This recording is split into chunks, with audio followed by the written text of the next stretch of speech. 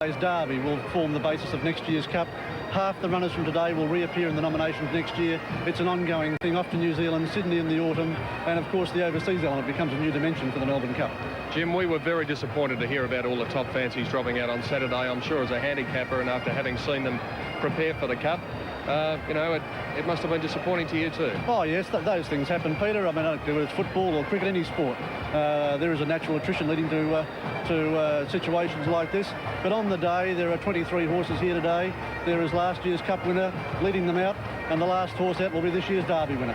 Well, I'm sure you'll have your critics, and you'll have those applauding you after the race, Jim. A job well done, and it's on with next year. Thanks very much, Peter. Jim Bowler, the VRC handicapper, just minutes before the start of the great race, the Foster's Melbourne Cup.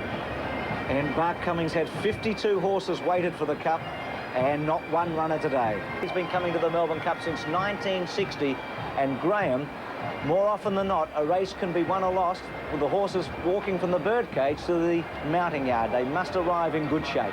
Yes, that's certainly true, Bruce, and when they come into the mounting yard, we'll have a much better idea of how everything's looking. At this stage, we're talking to Diane Mance, part owner of Coal Diesel, who'll be trying to create racing history by becoming only the 8th horse to win the Fosters and Caulfield Cup and Melbourne Cup double. Diane, how do you feel?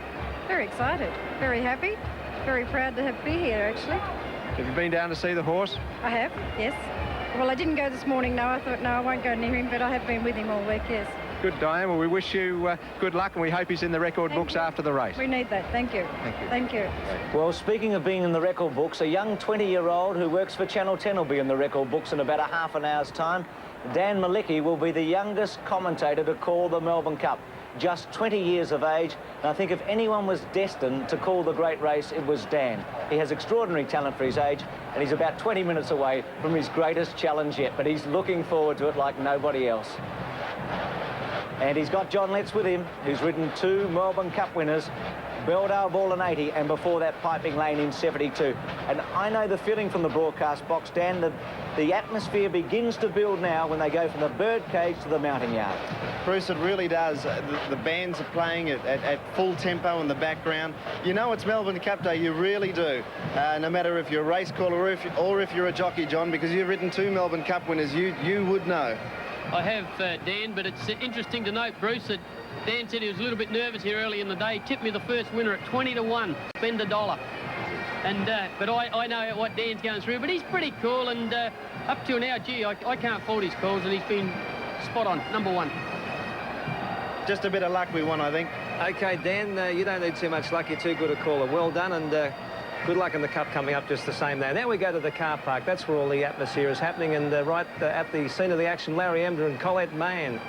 Good afternoon. Well, here we are in the car park. It's hotting up, but it has slowed down because a lot of the people have taken their little eskies and gone trackside, of course, to watch the big race. Colette, the other people don't really care, do they? No, there's a few people out here that have decided to stay and sit in the eskies.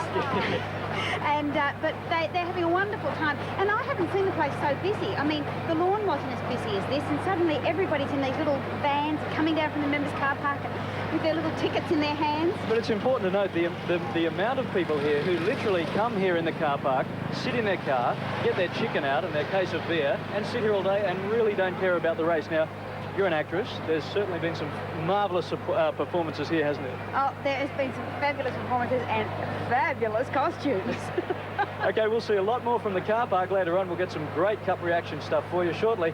Back to you in the studio. Larry Emdur and Colette Mann. And speaking of fashion, somebody who's been looking at them all day today, as she did on Derby Day and will be on Oaks Day. And I guess there's nothing like Melbourne Cup Day. You save your best for the Cup. Annette Allison. Bruce, you're very kind. Thank you very much indeed. And with me is Lily and Frank in the most wonderful print of, what, leopard print today? Leopard, that's next year's colours. It's always been something, though, that's been very popular, and you've sort of gone back into the archives of some of Melbourne's designers, of things they used to use way back when things were really very fashionable in the 30s. That's right. They're all coming back. France, London, Paris, everybody's using fake leopard for the next winter.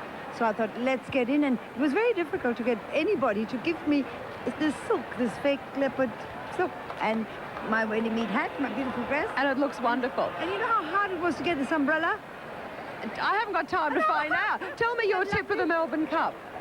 Empire Rose because she's got a flirtation with a male horse, what they call them, and she's going to, a stallion, and she's going to run, and he's going to catch her. And I'm going to go for Kosh King and back to Gibbo. Yes, Stylish Century is the horse that Empire Rose is apparently wrapped in, or is it vice versa? But right now, we'll go back to check on Crackers Keener, not to check on the Melbourne Cup, to check on his medical condition. Crackers, are you holding up? I'm all right, Mike. Don't worry about that. All the horses have left the enclosure. They're out walking now. The trainers have done their job. The strappers have done their job. It's up to the jock now.